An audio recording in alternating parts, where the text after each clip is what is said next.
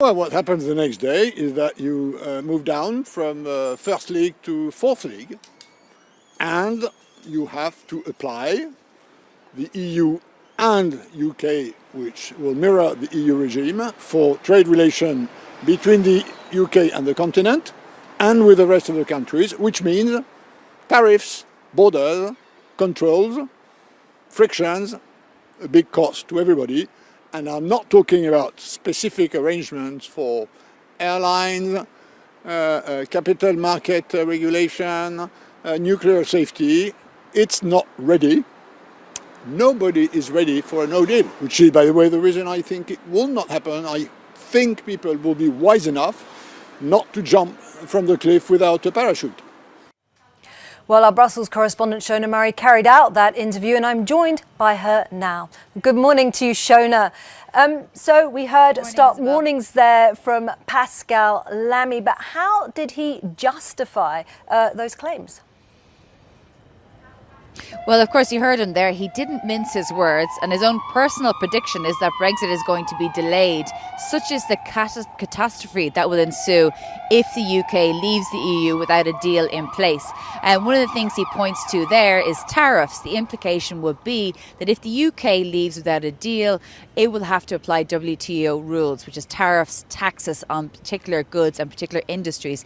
Agricultural industry, a big exporter, big industry for the UK, would have taxes of up to 35 to 40% applied on them. Same with the motor industry, around 10%. And that would have huge problems for consumers. He also talked about the implications for free trade. You know, at the moment with the single market, everything flows around the European Union and globally very well, very easily, because there's no borders to trade. And that would, with obviously a no deal scenario, you would have borders.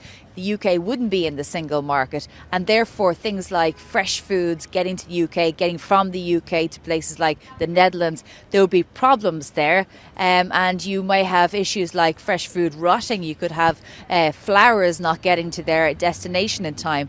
And then thirdly, he sort of argued against one of the basic tenets of Brexit, which is the UK on its own in a globalised world and the economies of scale regarding that. Specifically, the UK on its own as a country of 16 million people trying to negotiate a trade agreement with giants like the United States or Japan doesn't have the same sort of might that it would do if it was within the European Union, a union of 500 million people. And of course, we only have to look at the EU-Japan trade agreement for that, the biggest free trade area in the world of 650 million people, and the major reduction of tariffs there. So he sort of questioned why this is a good idea in the first place. Take a listen.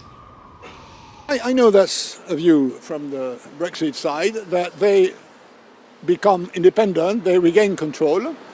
In a world which is globalizing, integrating, I think it makes absolutely no sense. What would be the sense, the real sense of having a regulation for 60 million people when the world is moving to zones that have regulations for 500 million or 600 million people?